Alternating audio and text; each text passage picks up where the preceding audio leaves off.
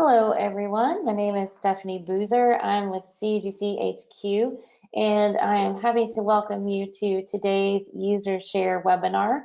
Going to talk about updating Citrix, and I think that we have Steve Greenberg and Hal Lange with us, and I think that they are going to give us some really awesome advice. I know they've got some real world stuff they're going to talk about and things that you can use in everyday lives. And so anyway, before we get into it, I'm going to introduce everyone on the call with us. So Steve Greenberg is with our Phoenix CUGC group. He is a CTP fellow, and he is, I believe, Steve, you started and created the client computing. Am I right with that? That's right. And as you can tell from my Twitter handle, I'm old, because when you have your actual name, at your name, that means you're old.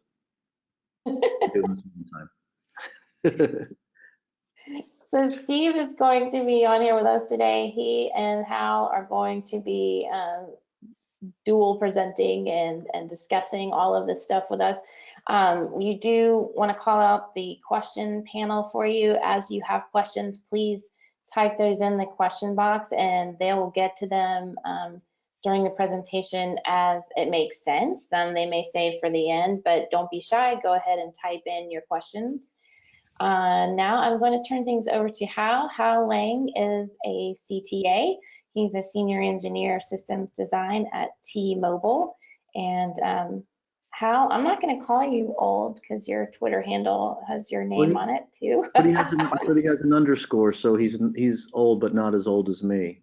Yeah, mine was taken, so I had to use the underscore. Right. All right, guys. Well, there you go. Hal, you want to get us started? First, we got a few questions that we'd like to ask everyone if they wouldn't mind responding to these polls. The first question, if you can go ahead and bring that up there, is how do you deal with your phones? So your phones are constantly going to ask, upgrade this app, upgrade that app, upgrade the OS. How do you personally handle it? Do you just choose the update all? Do you update only the specific things? Do you say, yeah, I'm not going to update? That just seems to be a waste of time. Well, it looks like how update all is way in the lead. Yeah, I was going to say, personally, I update all just because I don't want to be bothered. So I see that little icon, I click the button. I do too. It's a phone. It's like evergreen. Just give me the latest. Let's go. I'm tired of when I try to run something, it says it's out of date and I have to update it manually. So update all. Yep. What's the next question? Oh, we still got the update all way in the lead. So, yep, the next question, if you can go and put that one up there. How about other home electronic updates? Things like your Nest, game consoles, Xbox, PlayStations, your own computers.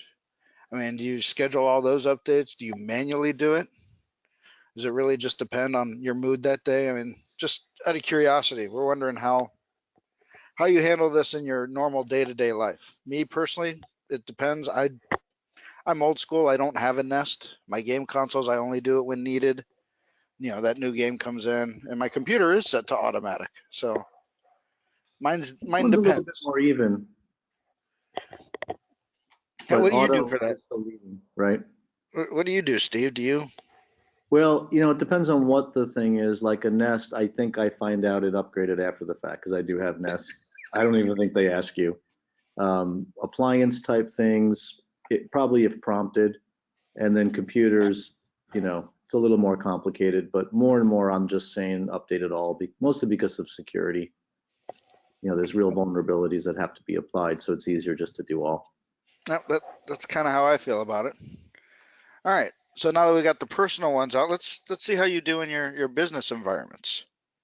So another question here for you is, how often do you update your antivirus in your company? Is it set to do it daily, weekly, monthly? You do it manually, other type times? I mean, I personally do mine, let it automatically do it, which is daily. Sometimes 2 or 3 daily times really a day. would be like the automatic here, right? Yep. Generally just letting the definitions and everything update. And that's by far in the lead so far. I do know there's some companies that look at every definition that comes into their servers before they allow it, which is a full-time job in itself with some of these companies, 3 or 4 times a day. Oh well. Not a job I'd want to do, by the way. No kidding. But All that right. way in advance. Daily is probably the equivalent of automatic with AV, and that's far in advance. So everybody's on autopilot there. I would definitely agree. And then next one is, how about Microsoft updates? And that includes more than just patching. That is updating SQL, that's updating Office, that is updating any of the Microsoft products as well as patching Windows. And again, monthly's in by far the lead. There's other, which is interesting. So if people want to post up in the questions what they mean by other, it might be good to know. Yeah, I'd be kind of curious. But monthly really is sort of like the Microsoft standard, right? The monthly updates. But then when you start talking about SQL and things like that, I have that's a seen it little where more. it starts to go quarterly or even the other. So Right. that's why I put those in there. And then I guess the last question for now that we're going to be asking is, let's narrow it down to just the Windows 10 side of it. Which one does your business use for Windows 10? Does it use the current branch or does it use the long-term service branch? It's a little closer, but LTSR is in the lead. It's maintaining Really, this, coming around the home stretch. that That's many what you people? predicted, Hal, right? Before we talked, you said it probably would be majority. Actually, LTSR. for Win 10, this is the Win 10 one. I did Oh, I'm not sorry. think Okay, the results are, okay. they're kind of even. I didn't expect it to be that high. I thought most people were using current branch for Windows because that long-term service branch is so far behind. It's so hard to keep updated. But okay, I'm glad to see I asked that question because that makes sense to a lot of things. Yeah, okay. All right, so now that we got that stuff out of the way, it gives us a little bit of an idea of how people handle their personal life versus their business one. And it also lets you just sort of examine, what are your attitudes towards updates in general in different contexts. So the context of today's discussion is Citrix and long-term service release versus current release. This is really a hot topic of debate. We were just at Synergy recently. We're at a lot of Citrix user group meetings, and it's constantly talked about, and there's lots of questions about it. And as we get longer into the current one, those questions grow. So we think of it as, two flavors or two brands. Are you Coke or Pepsi? Between Hal and I, he's only Pepsi, I'm Coke. We have different preferences here, and this is true when you speak to people in general. So let's give you some definitions of what we're talking about. A few years back, Citrix introduced the long-term service release, similar to a lot of other vendors. And in their case, it's a primary support of a 5-year of a specific version, specific configuration of your system, with a possibility of 5 years extended support beyond that. The focus is really on stability and not making changes. It does include security updates, to some degree, certainly critical ones, but not necessarily new features around security, and definitely not new features in Citrix functionality. But it does give an organization very predictable cycles for how long they can run a project or a version or what their change management will need to be long term. And it really should be thought of not so much as a product, but as a support program and an option for how you would want your environment supported. The current release is much more agile. It includes the latest features and enhancements, and recently they've become very significant. I think current release is clearly influenced by the speed and pace of Citrix Cloud innovation. So you're seeing things coming faster and in many ways very significant changes. It definitely has the latest, greatest security throughout, feature updates, etc. It often supports new kinds of use cases or devices or ways of delivering apps that aren't available in LTSR. And it's compatible with the newest, mostly operating systems or other, products and scenarios. So you can kind of see one is the long-term, stay where you are, stable, minimal change, and one is the new hotness. You can switch the slide, Hal? I tried, it wouldn't do it. Oh, okay, a little lag there.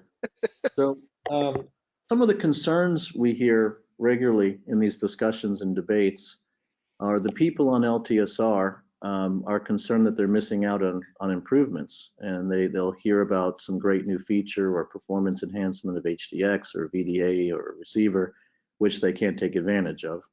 And that can be frustrating or a concern. A lot of these recently have improved user experience and in some cases performance, and we hear that as a concern as well. And the big one that I think is growing right now is the longer the LTSR release is around, the bigger the gap is, because there's more current releases. And as I said, Citrix is really accelerating the development, so you're getting some awesome new hotness pretty regularly these days. The concerns about current release are what you might expect, that you have to understand and master the complexity of the update. And there's always risk is when you're changing things, especially while you're flying the 747. And there have been, people have been doing this a long time, like Hal and I. We've had periods of time where the products and the update processes, caused issues or had challenges or required certain kinds of outages or change management, or at periods of history, we used to solely only do upgrades by building a new parallel farm, and people remember that. But it is changing, and the methodologies are way better. The risk is greatly reduced, and the techniques are more straightforward. So that's one of the things that's, overcoming some of these concerns. And then the other one that we hear a lot is people will want to be on a newer release. They'll want the features. They're willing to update, but they're worried that they have to upgrade regularly because these come faster and their support expires sooner. So in very general terms, we don't want to really harp on like the dates or the life cycles. But in general terms, if you're on current release and you want to be supported, you'd be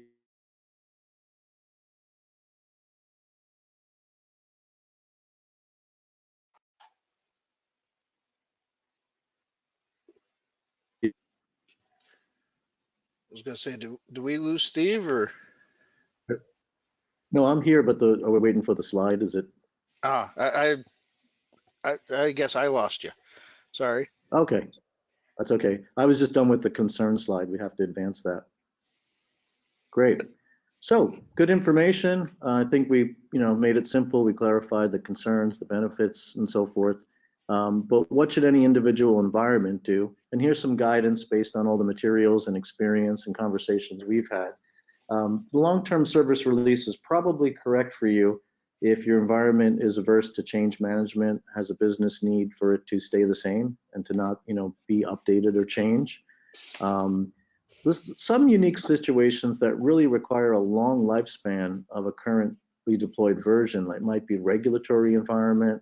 It could be that applications you're running aren't supported on newer versions, or you may have something like a fixed function farm where you're running an app that really doesn't change. It works fine, and there's no real benefit in upgrading.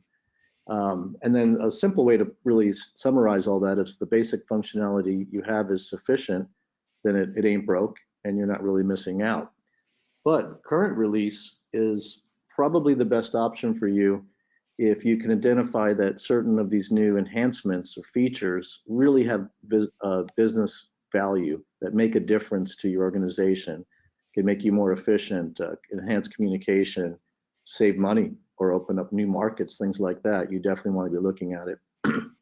And if you're comfortable with the level of effort that's required and the skills and the risk, we would generally encourage it because there are clearly benefits. But overall, you need to have confidence in the process. And I think that's where we see the biggest gap. And that's really the reason for this webinar and the reason for inviting Hal in particular, because he runs a great environment at scale. He's got this methodology down, and he's able to run a large enterprise environment on all the latest releases, do it repeatedly, stay current, and he's going to share that with us. If you can change slides, Hal. Well, first let's go ahead and I'm going to throw Stephanie here for a loop. Can we go with the last poll here? Oh yeah, First great. thing is here, which one are you currently using? And then Stephanie, when we're done with this one, I'd like to know if you could actually reset it so we can find out which one they want to be using. Well, this was your prediction, Hal. Long-term service lease is way in the lead. It's coming around the home stretch Yep. in the high 70s, and current release is in the 20s. So this is exactly as you predicted. So if you guys can finish entering your answers. All right, so you want a new poll? The same poll, just now which one would they like to be using?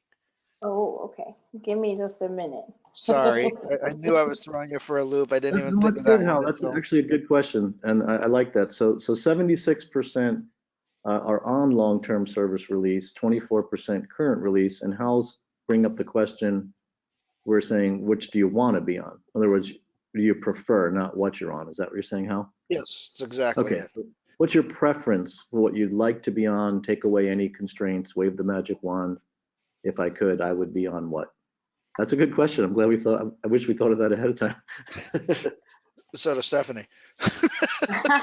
Okay, sorry. So LTSR is an answer, CR, and then you had one more? Nope, just those two. Just those two. Okay, saving it right now. Let me see if She's it good on the shows fly up. too. I'm gonna be fired. Never allowed to do another one of these. No, not at all. I love live TV. That keeps it exciting. All right. Hopefully I got it right. That's your preference? That's the right question? Yep. What's your Yeah, preference? Oh, go for it. sorry. So this is your preference. Oh, good. She even updated the question. Awesome. All right. See, now we see current release way in the lead. That's interesting. Slowing down, but in the home stretch, current I'm actually release is glad to see that because yeah. that's a huge difference between the other one. We're looking at over 60% currently are wanting to be on CR on the current release. Wow. And that's more than double of who are. Yep. Right.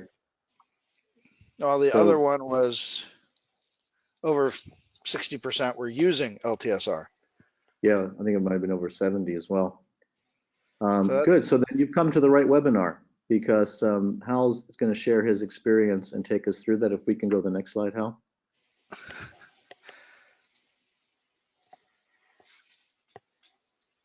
All right. So we're going to learn from his experience. We're going to cover like basically the gotchas. He's going to map it out for you, what you have to watch out for. A real emphasis on running this in test before prod, and he's going to go through all the details of that. And it's going to give you a proven process to follow, what to do when it hits the fan.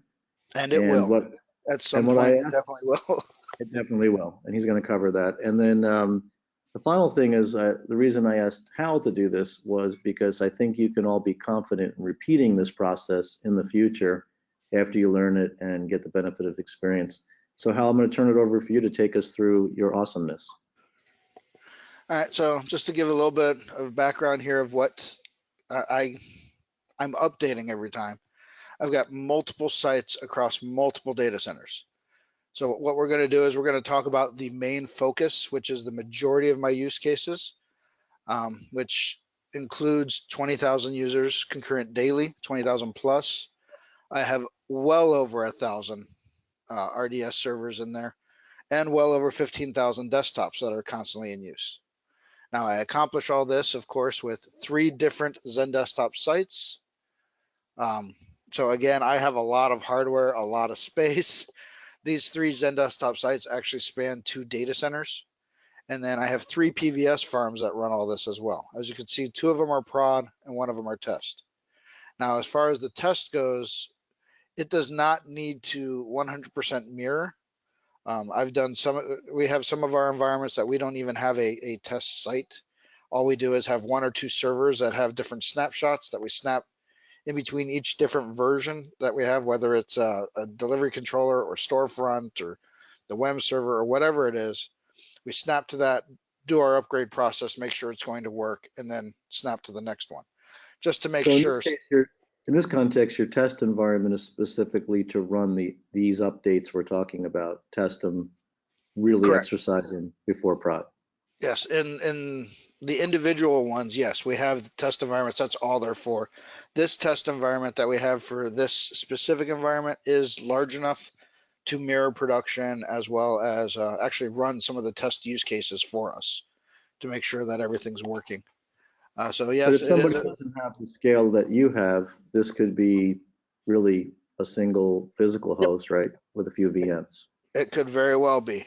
We have very small test environments for our other sites that I'm not going to include in here.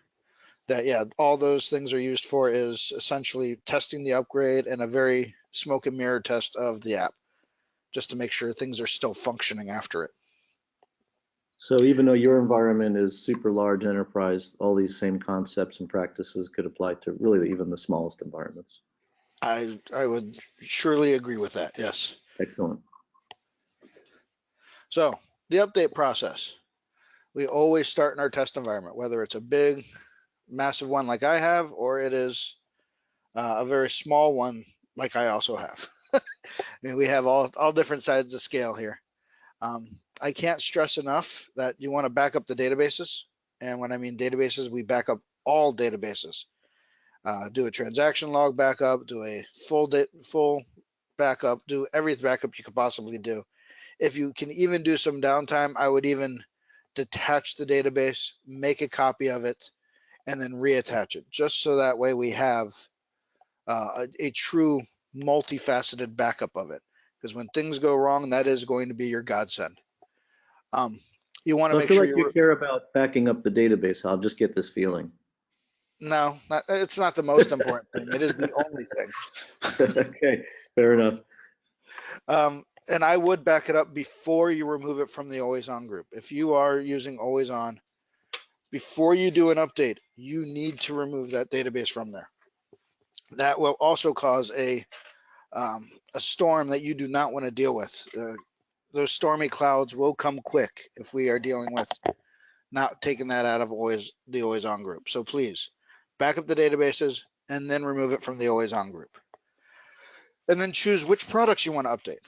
Not all of them have to be updated every time. Not all of them have to be updated at the same time. So maybe you want to update WEM this time and not the delivery controllers, or maybe you want to update the VDA delivery controllers and Storefront, but not WEM. I mean, you have to pick and choose with what you're actually trying to accomplish at this one. You know what's worth pointing out, we didn't say before, Hal, was that LTSR doesn't give you that flexibility. You have to be on the supported LTSR versions throughout the environment for it to maintain that support. And in current release, you have that flexibility you're describing. Oh, absolutely. Yeah. When it comes to support, from my understanding, as you always get supported back a couple revisions. So if you want to step your upgrades, by all means, please do.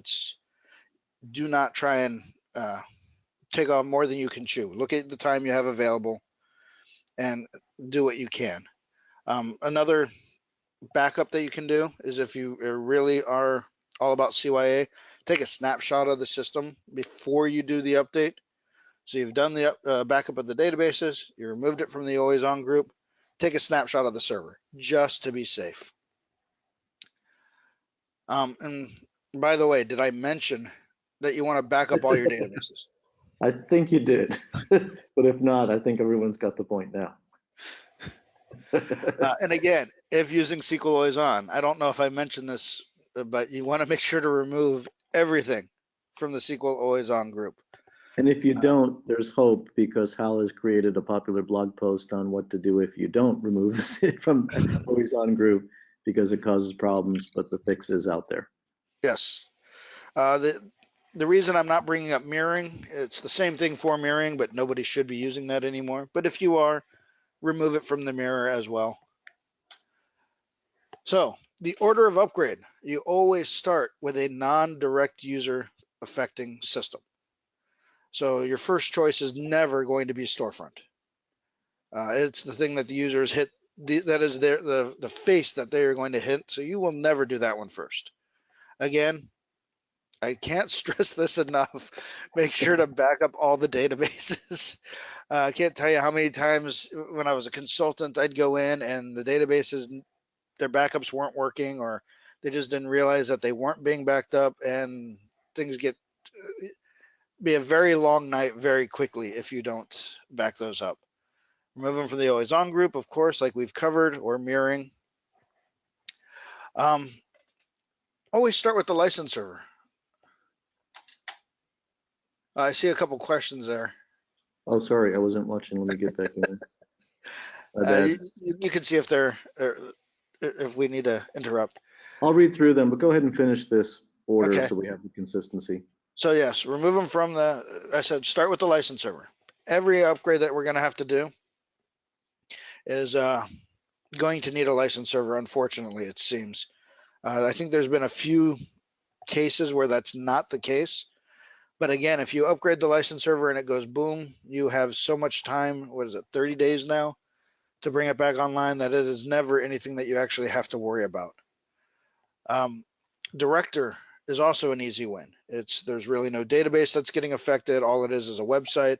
If it goes down, the only people you are affecting are the support personnel.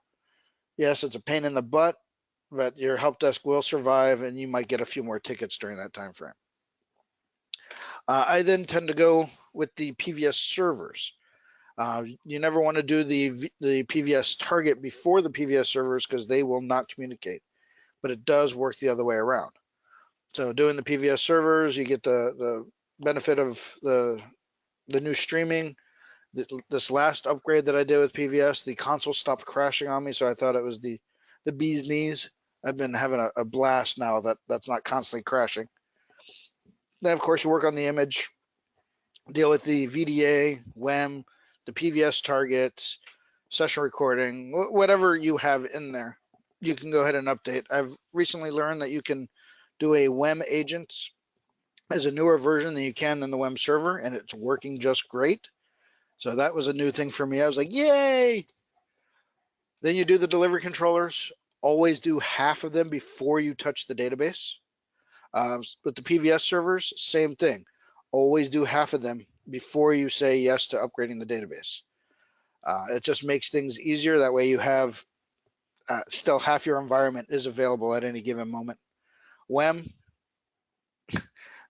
it's so simple that if it does go down, all your WEM agents are offline, and we're doing this all in test first anyways. So it really doesn't matter how you're doing it with WEM. It's either you crash it or you don't. If you do, you restore from the database and you go again. WEM, there's not really much to WEM that you can fix, unfortunately, if it does go wrong. And then always end with Storefront. Since this directly affects the user, you always want to end with it. Never change that without properly testing all the way through. Okay, All right. Hal, so we've got 119 people on here and maybe 119 different views. So Yes. some of the feedback is really relevant, which is great. I want to welcome Manbinder Singh, who works in Citrix support. He's my new favorite presenter because at Synergy, he did an awesome presentation where he made up and performed a song as the opening, which was freaking awesome. He's got a couple of comments, but I'll start with this. We won't spend a lot of time on it, but I want to put up, this is very typical of these technologies. He's saying removal of mirroring is not required. That probably would have been an issue with older releases, but not with the latest releases anymore. I'd love to get details on the issues, if any, here. So you're going to see that there's different reports there, but I'm going to defer to you, Hal, on your experience in this. Right. In this. I would agree with that with certain products from Citrix. XenDesktop doesn't necessarily have that issue anymore on a regular basis, but I have seen it when we went from 1903 to 1906 in our test environment, that we did have a SQL issue with XenDesktop. With WEM, you will always have that issue. It will always fail when you're dealing with the always on group. So it says So it sounds like you're creating a generalized practice that you know is safe, yes. right? Yes. Even though it may not be required in all cases. A session recording is the same way. It will fail if you leave it in the always on group. So my idea is make sure, since you're going to have failures with certain products and not others, just do them all. That way you're safe. You know what's going on. You don't have to go, well, did I remove that one? Did I not remove that one? Did I add that one back in? If you follow the same practice every time, you don't have to worry about it. And Manbinder also talked about the license server update is not always required, and you can do the compatibility check using MI or the licenser verify tool. And that may be another example, how, right, of may not have to, but you're Right. safe, and here's a time to do it, right? Right. I mean, like I said, the last couple, I haven't had to do a license server update, but then there were so many in a row that you had to, that it's just now one of my practices to always check. That's the first thing I check if it has to be done. Great. I think that we should invite Manbinder and us to do a session in the future together. I think that would be fun. Okay. Yeah. If he's singing songs, I do a little dance. I could be the monkey. And here's another good opposite viewpoint. So Peter Krish, my old friend, hey Peter, is on here, and he says he's never removed it from the Always On group, and presumably he's been okay. So, you know, again, your mileage will vary, and I think this is really what we're saying is a proven method that we know works and avoids issues that may or may not be there in any given version. Yeah, I mean, I remember I've opened 5 different support cases with Citrix over the years regarding the Always On group, because I had forgotten. So it was always, is there a way to fix the database? Because I've corrupted the delivery controller entries in the database, and every single time I've had to go in, clear out SIDs, and do some SQL cleanup to get it all out, and evict it manually from SQL, so that way I can put it back in. But if it's not in the Always On group, I have never had that issue. So I'm just erring on the side of caution. Yeah, I like that. And I'm glad that these questions are coming up, because we can clarify that. You know, it's not an absolute in every case. It's just a safe practice. Great question, is relevant, and then I'll let you keep moving on, Hal. From Trevor Brucker is, does Citrix ever add features to the LTSR in the cumulative update releases, feature from the current releases? And the answer is no. And that is really the distinction. Is new features are not backported till the LTSR, and that's really why this is hard for some people who want the feature, but you're only going to get it moving up to a current release. You want to continue, Hal, and then I'll continue reading the questions. Sure. I do see one question though that I feel obligated to answer, because I have mentioned this in the past. The question from James De La Rosa is, one of the items that I mentioned in the past is upgrading WEM. If you're behind multiple versions, you have to do the step upgrade instead of jumping to the latest version. The answer is yes, I did say that in the past. Once you got to 4.5, I have not had that be the case. Before 4.5, yes, it was very important, because the database did not upgrade accordingly with all the different jumps, and then the cache got all corrupted and everything else. But currently, from 4.5 all the way up to 1903 was the last one I did a jump upgrade on. I have not done a jump one to 1906, so you cannot quote me on that one. But it has been very successful. Database has not gotten, the schemas have not gotten out of whack. It seems jumping is now supported and working. Great. In the interest of time, I'll push you forward, and then we'll get as much Q&A after when you're done. So the post-upgrade process in our test environment, again, we did start all of this in test. So we have not touched production as of yet. It is always to test your products yourself. Can you log in? Can you get to your published desktop, published app, whatever it is? Have your test team, or your team test all the products as well. If your team is having issues, because let's face it, your team should be all admins on there as well, then you know there's a problem. If everything's working, then at least you have the smoke and mirror done out of the way. You don't have to worry about, at least a technical perspective, everything seems to be functioning. Now you need to start getting into some of the other organizations to have them test for you. Like, is your app still functioning? What's it called? Seamless flags are still a thing. I have a few apps in my environment that require the seamless flags.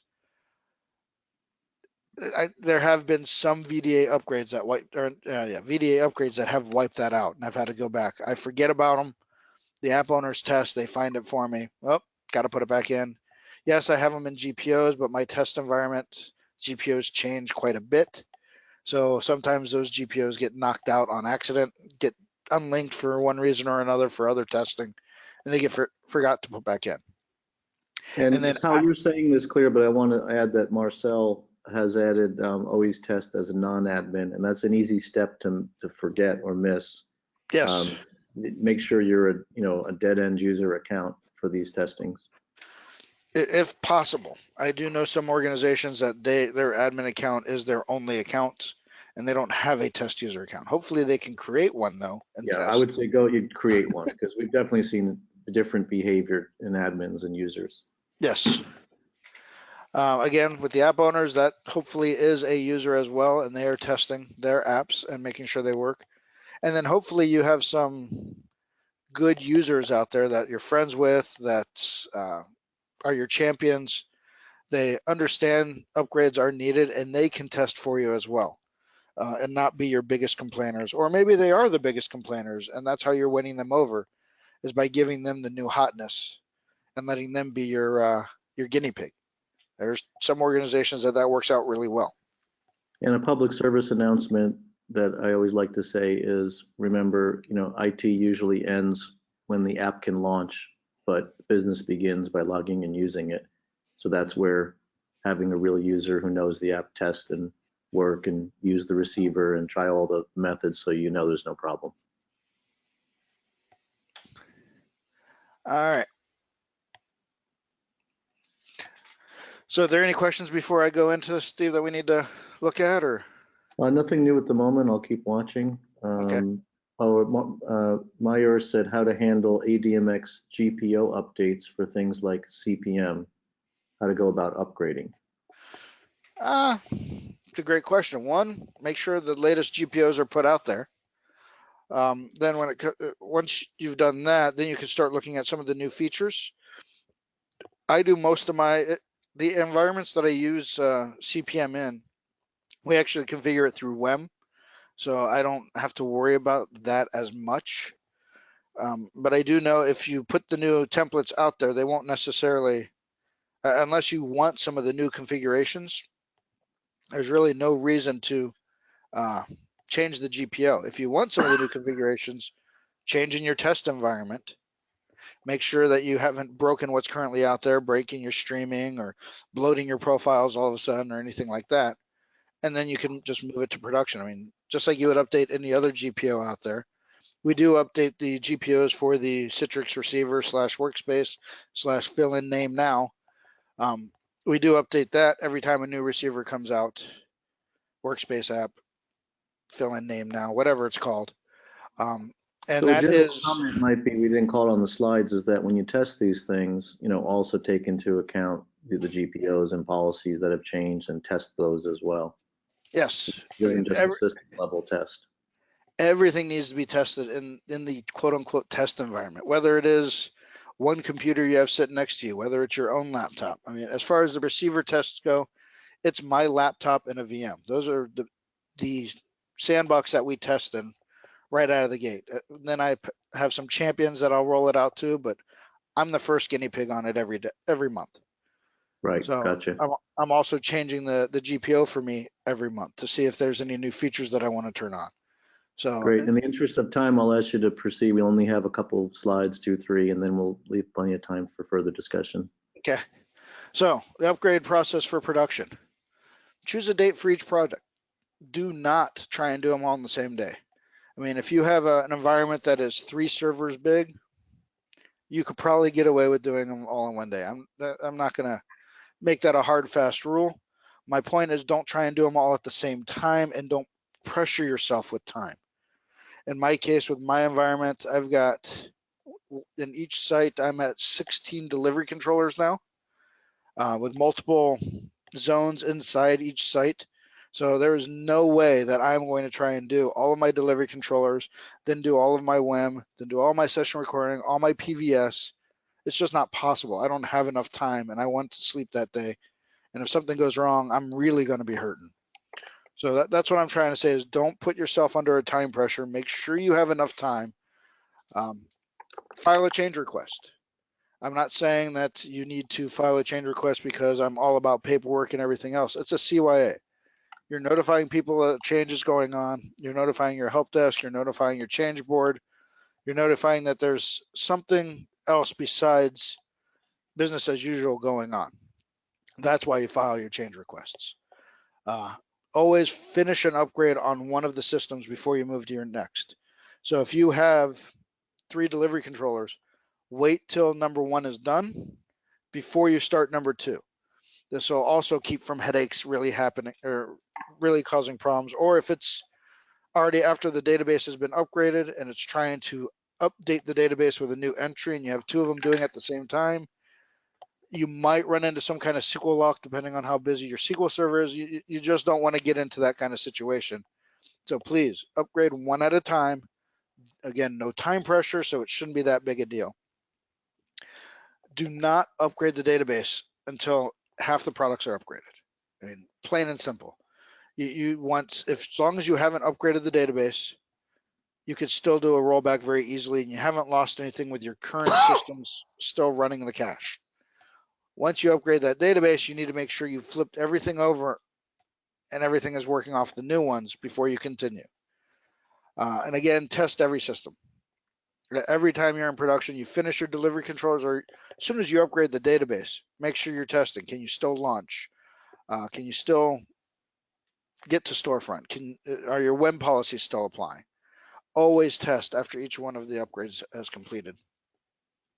So again, here's the order. Hey, Start Hal, before you jump into the order, Yep. Manbinder's asking how much time effort do you take to upgrade one of these sites, just as a general rule. So my sites that I deal with, where I have the 3 of them, 16 controllers in each, and I deal with the whole upgrade process of everything. Once I get it through test, is a week.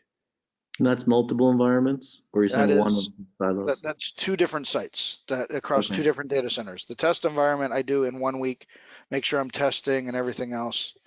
And then the other 2 sites are GSOB between each other across data centers.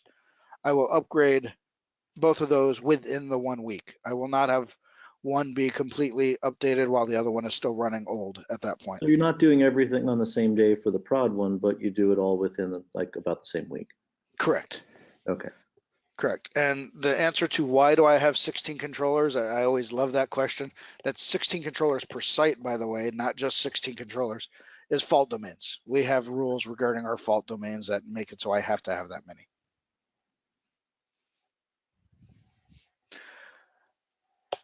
All right.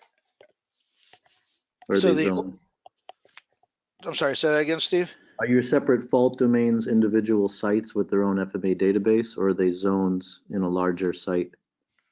Both. Okay. I have fault domains. That the reason I have the 2 sites and 2 data centers is a fault domain, and then the other fault domain is individual zones inside of each one of the sites. So it's not necessarily like required or recommended for all environments, but this is something that your employer chooses to do to have higher redundancy, Correct. smaller fault domain. Yeah, it's just the rules that we have in place that limit our ability to make things in a different manner. Great, thanks. And this is still better than it was before. So, all right. Non-directing, of course, non-user directing, affecting resources. We do not want to deal with the user first. We want to make sure we have thoroughly tested, thoroughly vetted everything that is directly affecting them. Oh, I see a common theme here. We definitely want to back up all the databases. And again, because of the discussions we had, yes, you don't have to remove all of them. I would suggest removing all just so that way you have a standard practice. If you don't use WEM or session recording, I guess you can get away with not doing it, but I would still be in that habit because the one time it's going to break, it's going to be the biggest nightmare you've run into in a long time. Again, easy wins, license server and director. Again, if the license server is needed, if not, great. Yes, you want to do your licenses to get the latest SA date or whatever it's called these days to make sure that you are entitled to your version. I know we didn't talk about that on the testing side, but yes, hopefully you've done that as well, because that will be one of the issues you run into if you have not updated that date. Luckily, upgrading does tell you when you go to upgrade your delivery controllers, it will tell you, make sure your license is up to date for that reason. Directories, UN PVS servers, same reason as before. Make sure we start there, get those all updated, get the database upgraded, make sure it's all functioning. I usually let that burn in before I even move on to the next one. I'll let that burn in for the night before I was I going to go. say that really clarified your saying about taking time to do this, because if you introduced an issue in PVS, you want to give it that bake-in time. You want to uncover it Yep. before you start updating the images, because that could get hairy. Yeah. Before I move on at all, the PVS is one of the things that I make sure is functioning. They will be upgraded. Wait until the next day to make sure all my images are still booting. I'm not having any issues. Of course, I do have some that are not, always in use that I can reboot at any given moment, just to make sure my streaming is working before I even leave that for production. But it's the little things, just to make sure it's testing as I'm going. Do you include something like failing one of the pool services, the stream services, to see that after you've upgraded the PVS Absolutely. redundancy works? Okay. Every time. I make sure that every time I've updated PVS, every PVS server in that site inside that farm, because again I have multiple sites inside my PVS farm. I make sure that all of those can fail over to each other without issue. Make sure I can do a rebalance of devices without issue. Oh, good. Make sure Okay. make sure that the disks are still reporting as load balanced across all of the PVS servers. So again, this is we're talking about my big site that is handling all of the 20,000 and 10,000 and everything in those situations. So in my different sites, I see the question of how many PVS servers do I have? In my different sites inside there, it depends on which ones I'm dealing with. I mean, in my RDS sites, I can have, I have 3. Yeah, in my RDS sites, I have 3 PVS servers. 2. I might only have 2 in that one. Because of the number of systems that I'm doing are only 1,000 plus. The 2 gives me the fault tolerance that I need and still have the redundancy. No, I definitely have 3, because I have one that I bring up specifically for upgrades to make sure I'm always at 2. Then the other side of the house, when I'm doing my XenDesktops, yes, I have 15,000 concurrent users, 15,000 concurrent desktops, but I actually have more desktops sitting there in case of a failure, again, with my fault domains and everything else. So each one of those sites inside the farm has 4 PVS servers. So that's another 12 PVS servers that I have just for those environments. So again, it's based on the number of systems I have, based on the ability to lose one or upgrade one and still have redundancy. That's why I have so many. And then after the PVS servers are all good and situated, I work on the image at the same time that I'm working on the image, because it's a PVS image. I can take my time, do an upgrade, come back to it, make sure it's working. I also work on my delivery controllers at the same time. Because I have that many delivery controllers, I start doing them, go look at the image, work on the next delivery controller, continue on the image. That way I can also make sure that my VDA is connecting to the new delivery controllers at the same time. So things are just kind of counterbalanced. I have such a big environment. I'm trying to make sure that I can get it all done in a week. I use the same image across multiple data centers, across multiple sites, across multiple configurations. By the way that I change things at boot, so using PVS personality. So I only have one image that I need to update for XenDesktop and one image for the RDS.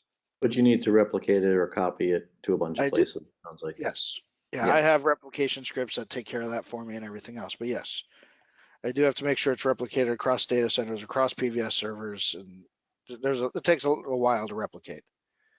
So then after the delivery controllers are done, of course, you're testing, you're making sure everything's working. You let that bake for a night. Then you can do things like WEM, let that bake. If it has issues, again, it's not that big a deal with the cache and WEM. It's actually very nice. It's probably the easiest one and the one that I'm least concerned about when I do an upgrade. And then, of course, whatever other technologies you have, session recording, app volume, not app volumes, that's app what's it layering. called? App layering. Thank you. Mhm. Wow. I just got done with an app volumes here at work. Always end with Storefront. Always. It directly affects the users.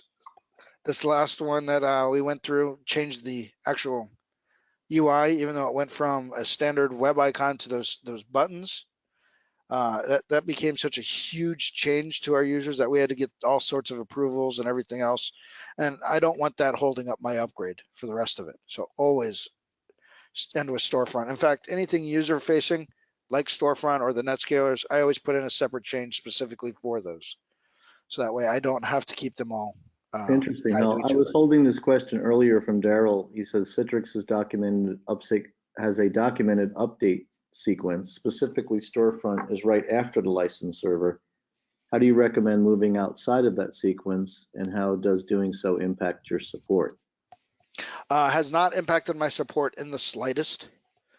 We have called them on and gone, oh, our storefronts are on 2 revisions back because we're waiting for the change and we can't, waiting for approvals and everything else, and they support me just fine. Storefront actually does not rely on any of the other technologies. So the fact that they say it's first is just kind of arbitrary.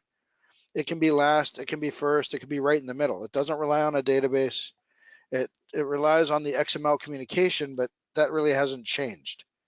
So if they start changing the XML communication, then it's going to affect if you have the communication being broken at that point, whether it's SSL or HTTP, you would at least find out in the test environment before you went to production. But again, with the way I've seen in every testing that I've done, Director, Storefront, those are individual components that have never had to be upgraded with anything else. I've been able to upgrade them at any point and not affect the delivery controllers. Delivery controllers don't really affect the VDA. The VDA doesn't, I mean, all the communications there, but as long as you have the right mix of versions, as in the newer VDAs work with the older controllers and the newer controllers work with the older VDAs. PVS is the only one that you really seem to have to worry about. You can, and WEM. PVS, you cannot have a newer target than you have the server. And WEM, you really don't want to have an older client than you do the server. Session recording, I have not seen an issue with version mismatch in the last 3 versions. So those are my observations. Now, again, you said Citrix has put in there their list of upgrade order. Yes, I follow it for the most part, but Storefront is one that I just refuse to follow with how many issues, especially with this last thing with 1906. There seems to be a major issue that we found in test. And my friend James Kindon has also found a big problem in Storefronts with 1906. So I'm glad that we do things in test before we do our upgrade for that reason. Well, I think too that Citrix's rationale is different than yours. Your focus on why you chose to change the order was impact on user experience and reaction and perception, and that's a different factor than what might be the ideal firing order from Citrix's point of view, because that impacts your ability to move forward. You get help tickets, you get complaints. So you're factoring the social element. You speak to that so much more eloquently than I can. All right, let's keep going so we can get some questions in at the end. Again, same process here. Test all the products yourself. Have your team test. Of course, this timeline is much more abbreviated because you are doing production. So you want to get through this as much as you can, as quickly as you can. Chances are the app owners you're going to have to skip, but you're going to have your champions testing immediately, as well as probably some users, unfortunately. But yeah, test everything.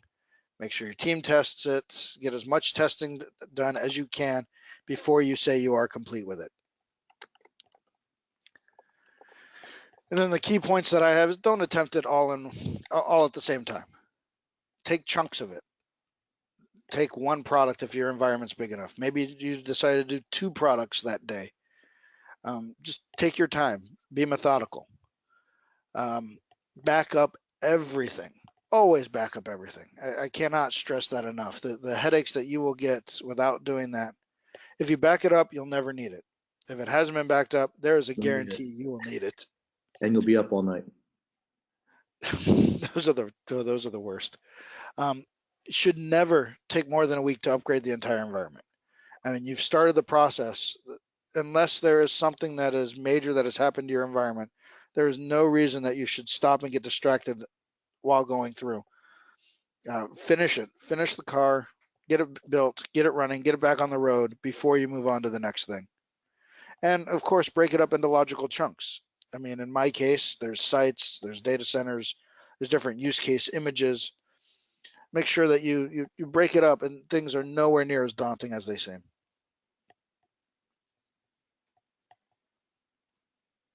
All right, that's all I got.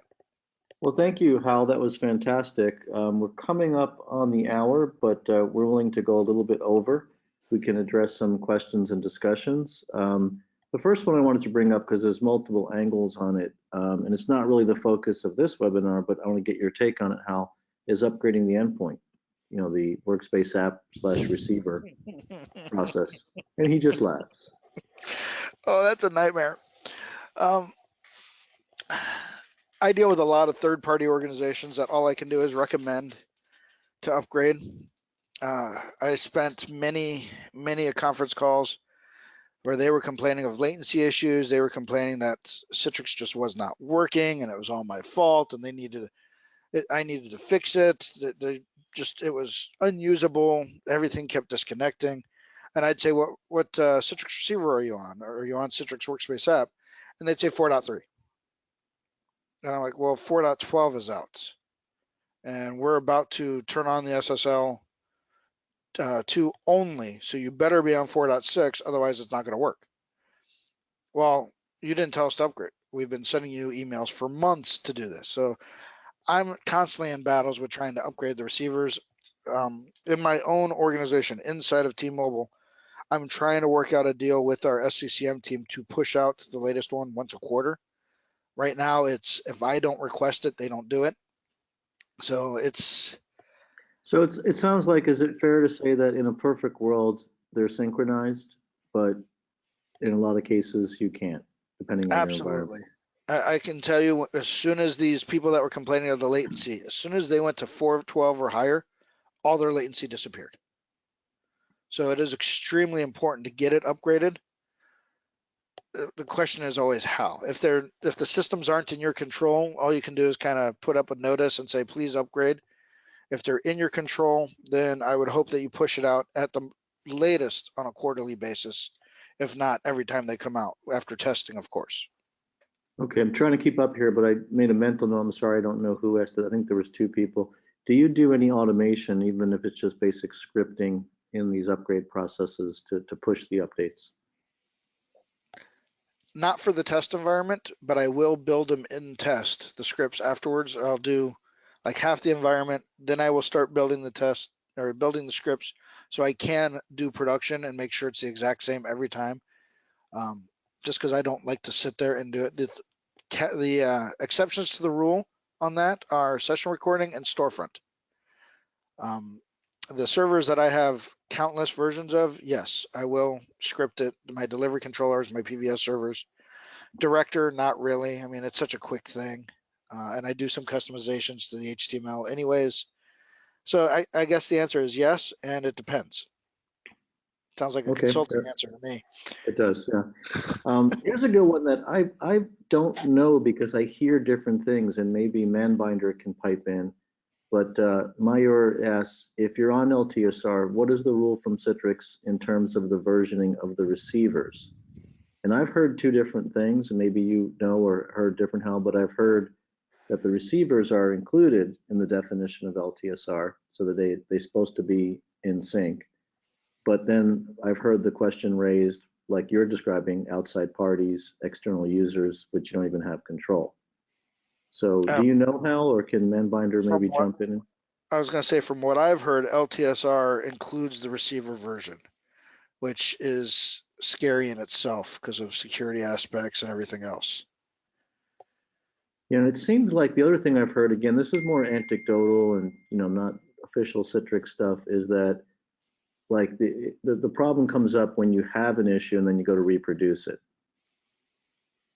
So if you're using a way new receiver, they might say, well, that's not LTSR. So Yes, but how many times in the past with Citrix has the receiver actually been a part of the product? right. Let's go back to the 6.0, 6.5 days, XenDesktop 5.5 days. Receiver has always been a separate option because you can't say, my thin client there is going to be using this Citrix receiver version and I need to upgrade it. I mean, there's just a lot Yeah. of things you can't do in that manner. Yep, we're getting feedback from Annie Kai that receiver port 4.9 is LTSR. Which has a And huge security flaw. okay. You got to And be on then Todd is 412 saying he or was told higher. to use the LTSR receiver with the package, whatever in the installer. So I don't think we have a definitive answer. Oh, wait, Manbinder piped in. He gave us a link in the questions and says same should apply for 715 as well. So we'll go offline and we can all read the link. I think the general gist of it is that the receiver is included in scope of LTSR, but there may be some subtlety there. And the way I look at it too is not everything has to be on the same version. Yes, if you start mixing and matching, the first thing Citrix support might ask you to do is update the one that you're having the issue with. But 9 times out of 10, you're going to find something online if it's an actual issue. If it's not an actual issue and you're opening something new anyways, like I have done a few times, especially with Director, you're going to find it in the new version as well. So it really doesn't seem to matter if you're current release or a revision or two back.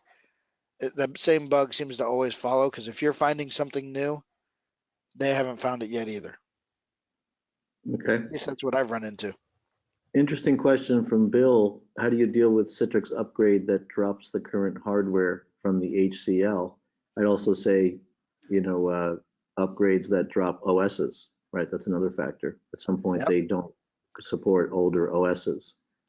Any thoughts on that? Huh? In my situation, I'll go ahead and throw something out just because I'm about to get rid of it.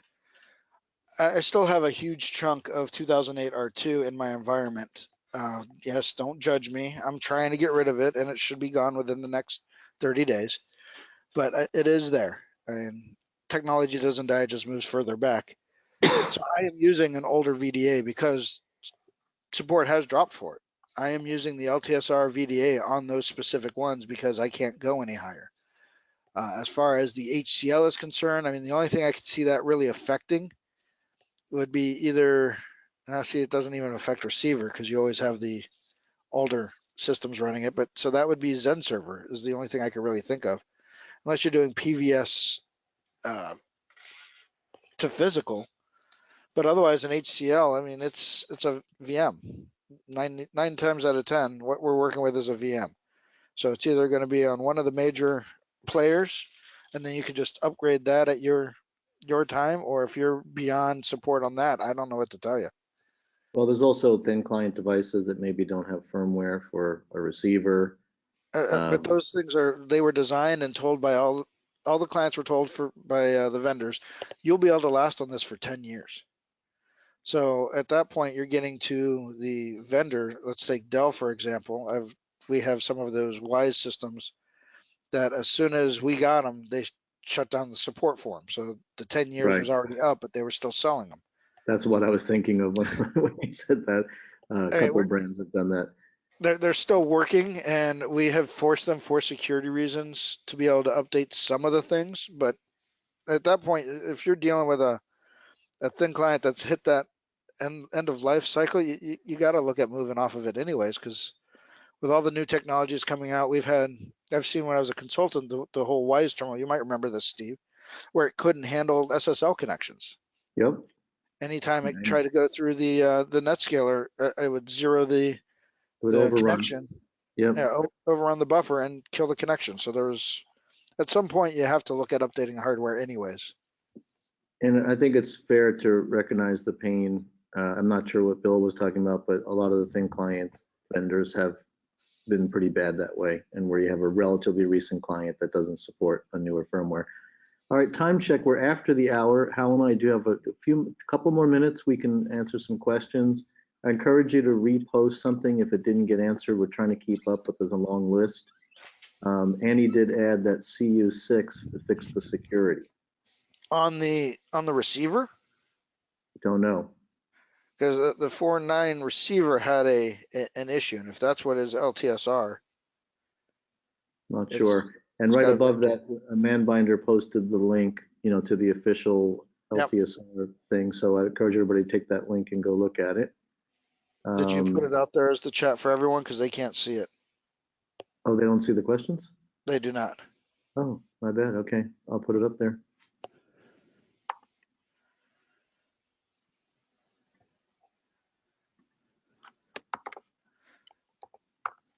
So if there aren't any more Put that out there now. questions.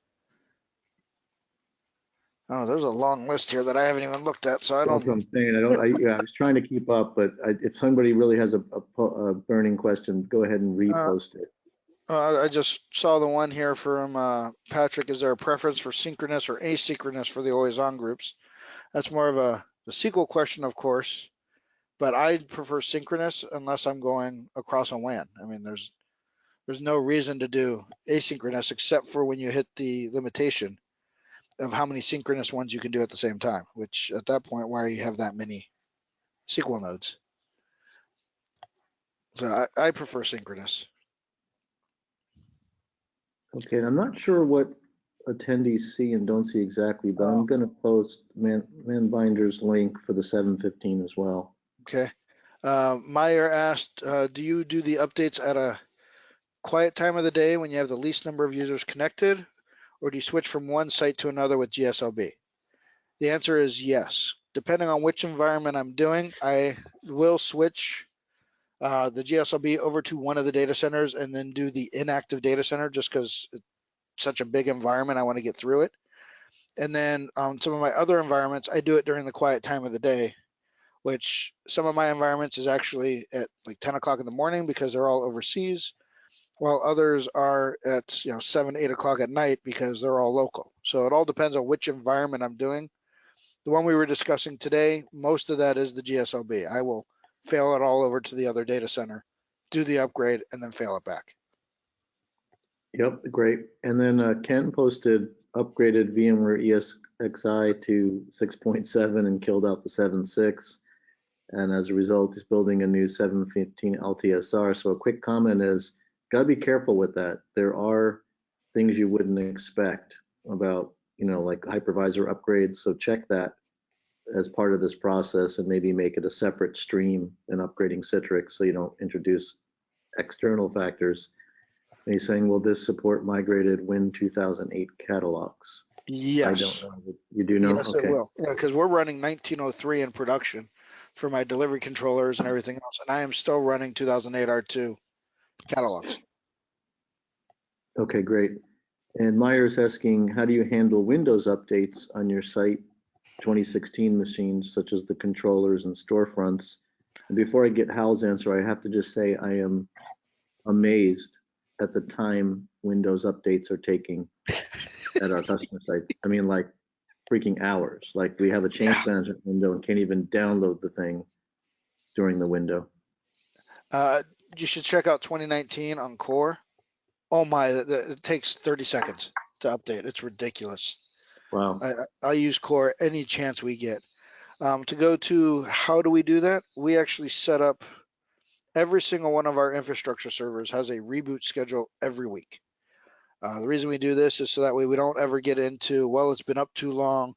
It's been up for well over 30 days. You know how Windows gets, it doesn't release the memory. All of a sudden it'll start to lock up on you. It'll start to have issues. So by default, anytime we build an infrastructure server, it has a weekly reboot. Now, as far as the patching goes, we will tend to let it do an automatic update, but not do the reboots since we have our weekly reboots, and they are staggered. So that way, all my SQL boxes for my SQL always on cluster, none of them reboot the same day. My controllers, I don't have all the controllers in the same zone of the site rebooting on the same day. All my storefronts, I don't have any of them rebooting on the same day. So I always make sure that I have everything's rebooted within 7 days, but it's never going to be the same time as something else, if that makes sense. That's how I deal with the patching. Okay, well, I think with that, we'll close this up and let Stephanie button up the recording, which will be available. We thank you all for the great participation and great viewpoints and questions. We look forward to further discussions and, reach out with any questions. I know Stephanie posted about going to the forums with additional questions. Hal's really good about following up on that. And with that, I'd like to thank you. Hal, this is the CUG site. If you're not a member, as soon as you get off this meeting, go register at mycug.org. And feel free to follow and reach out to Hal and I at Twitter. Stephanie, if you want to close this out. Sure. Thanks, guys. Lots of questions today. That was really great. I put some other links in the chat for you all. There's a survey. It's super short and it's anonymous, and we just really love to get your feedback after our webinars. Your surveys help us plan future content, so love to have you fill that out. Also, there is a link to upcoming CUGC events. That list has local events and webinars on it. So if you have not joined your local group, you can go find your city, your country, go find, where you're located and see what's coming up next for you. We just had, June was a record meeting month for us. I think we had 30 meetings this month because we had a lot of post-synergy content that everyone wanted to get out and discuss at all their local events. So we had a lot of meetings, and then we also had our 500th meeting in Nashville just last week, so where Steve was. I was speaking there. It was amazing. I can't believe we've had 500 meetings. It's pretty incredible. Yeah, it's been a great couple of years here for us, so we're really excited and hope that you all will join your local group and get involved and come to some meetings and check out. The other thing on the calendar are the XL events. We just had our day-long XL event in New York City, and we have a couple more coming up throughout the rest of the year in different regions. So just make sure you check all that out. And with that, I just want to thank you all for attending, and thank you again, Steve and Hal, for being with us today, and hope to have you guys back on another CUGC webinar in the future. Thanks, thank Stephanie. you for having us. Yep. All right, thanks everyone. You'll get a link to the recording from today's session in your email tomorrow. And I hope everyone has a great rest of the day, evening, wherever you are, and a great weekend. Bye.